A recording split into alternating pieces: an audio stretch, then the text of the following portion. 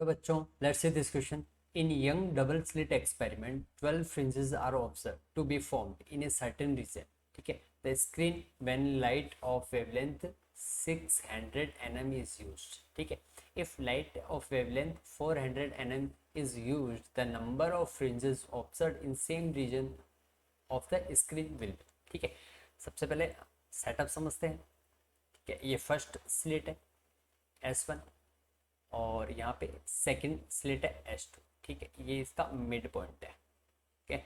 और यहाँ पे स्क्रीन बना रहे हैं जहाँ पे अपन फ्रिंजों को ऑब्जर्व करते हैं. क्लियर है यहाँ पे. ठीक है. यहाँ पे हमें एक सर्टेन रीजन दे रखा है, एक लेंथ दे रखी है. ठीक है. जिसमें 600 nm वेवलेंथ के लिए 12 फ्रिंजेस जनरेट हो रही है. ठीक है. तो यहाँ पे हम लिखेंगे number of fringes is equal to length divided by fringe width. ठीक है. एक फ्रिंज की width,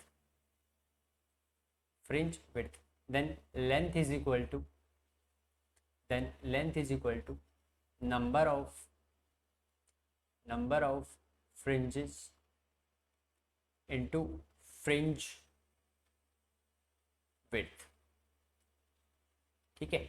यहाँ पे अब लेंथ है वो कांस्टेंट है अपने लिए. क्यों? अपन को बोला गया कि सेम रीजन के अंदर 400 nm के लिए कितनी फ्रिंजेस बनेंगी, इसलिए लेंथ है वो क्या है, कांस्टेंट है. ठीक है. तो यहाँ पे लेंथ अगर कांस्टेंट है, फर्स्ट में अपन बोलते हैं कि n1 फ्रिंजेस बन रही है इनटू फर्स्ट के लिए जो फ्रिंज विड्थ था वो बीटा है.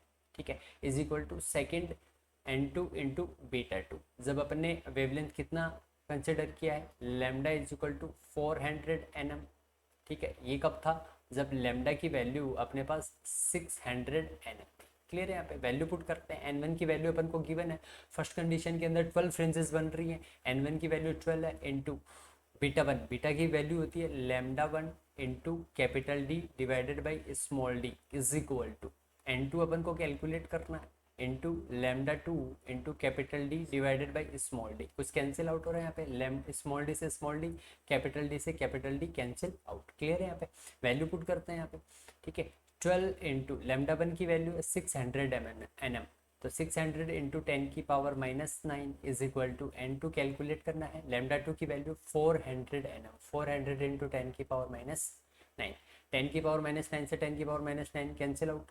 ठीक है. 00 से 00 कैंसिल आउट. ठीक है. Then n2 is equal to 12 into 6 divided by 4 cancel out करेंगे, 3 आएगा.